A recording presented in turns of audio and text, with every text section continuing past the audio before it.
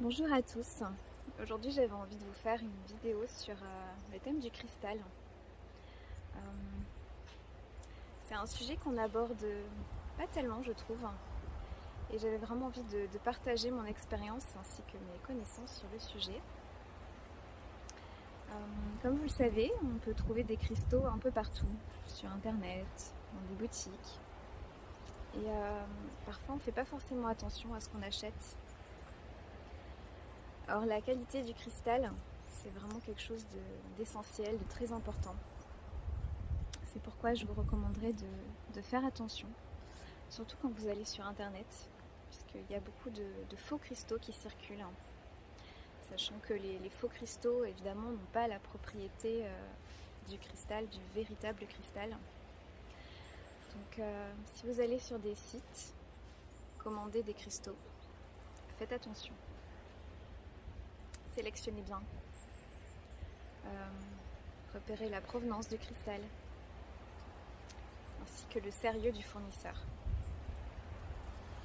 Concernant les boutiques, n'hésitez pas aussi à parler avec les personnes, à demander où est-ce qu'elles se fournissent. C'est vraiment quelque chose de très important. Je vous parle, j'ai des petits rouges-gorges un peu partout autour de moi qui m'accompagnent. Je suis très bien accompagnée aujourd'hui. Et concernant le bol de cristal également, j'avais quelque chose à vous dire à ce sujet. Si vous en avez un chez vous, ou que vous l'utilisez pour d'autres personnes, il faut faire attention à certaines choses. Et j'ai remarqué que tout le monde n'est pas forcément au courant de ces règles de base quant à l'utilisation du bol de cristal. Alors tout ce que j'aurais à vous dire, c'est que le quartz peut se charger en énergie positive, aussi bien en énergie négative. C'est pour cela qu'il faut toujours le purifier avant de l'utiliser. Alors comment on purifie un bol de cristal ? Il y a différentes méthodes.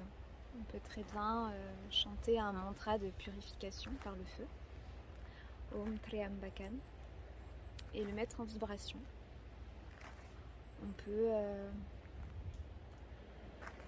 utiliser d'autres techniques, mais moi personnellement je privilégie plutôt la purification par le son, que je trouve assez puissante. Alors ça c'est la première base, la purification. Ensuite, je ne sais pas si vous avez remarqué par rapport au bol tibétain, mais le bol de cristal est particulièrement sensible et particulièrement puissant. À mon sens, ce n'est qu'un avis personnel, bien sûr, encore plus puissant que le bol tibétain. Ça va agir vraiment comme un laser. Et cela peut aussi, à mon sens, causer involontairement des dégâts si on ne l'utilise pas comme il se doit, si on ne fait pas attention. Alors, comment reconnaître le son du bol de cristal qui nous indique que justement la puissance est un petit peu trop forte? Tout simplement en écoutant le bol. Quand vous le mettez en vibration, vous devez ressentir quelque chose de très léger, vraiment justement très agréable, très cristallin. Alors le son va varier aussi en fonction de la note, puisqu'il existe différentes notes de musique pour chaque bol de cristal. Il y en a qui seront beaucoup plus légers, d'autres un peu plus puissants. Ça dépend aussi de la taille du bol, de l'épaisseur du bol. Mais même si c'est très léger, vous allez entendre en fait. Prêtez attention à cela. Le son doit rester toujours harmonieux.